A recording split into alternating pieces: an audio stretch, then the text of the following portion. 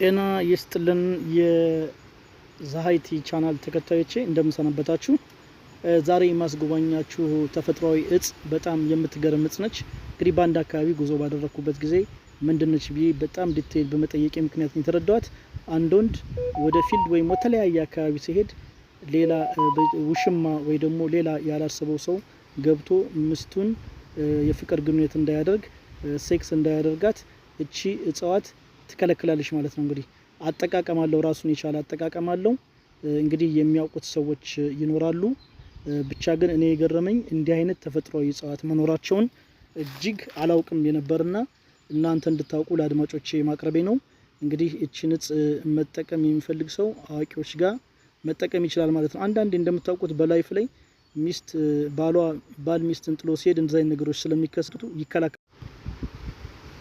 ጤና ይስጥልን የዛሃይቲ ቻናል ተከታዮቼ እንደምሰነበታችሁ። ዛሬ ማስጎባኛችሁ ተፈጥሯዊ እጽ በጣም የምትገርም እጽ ነች። እንግዲህ በአንድ አካባቢ ጉዞ ባደረኩበት ጊዜ ምንድነች ብዬ በጣም ዲቴይል በመጠየቅ ምክንያት ነው የተረዳኋት። አንድ ወንድ ወደ ፊልድ ወይም ወተለያየ አካባቢ ሲሄድ ሌላ ውሽማ ወይ ደግሞ ሌላ ያላሰበው ሰው ገብቶ ምስቱን የፍቅር ግንኙነት እንዳያደርግ ሴክስ እንዳያደርጋት እቺ እጽዋት ትከለክላለች ማለት ነው። እንግዲህ አጠቃቀም አለው፣ ራሱን የቻለ አጠቃቀም አለው። እንግዲህ የሚያውቁት ሰዎች ይኖራሉ። ብቻ ግን እኔ የገረመኝ እንዲህ አይነት ተፈጥሯዊ እጽዋት መኖራቸውን እጅግ አላውቅም የነበርና እናንተ እንድታውቁ ለአድማጮቼ ማቅረቤ ነው።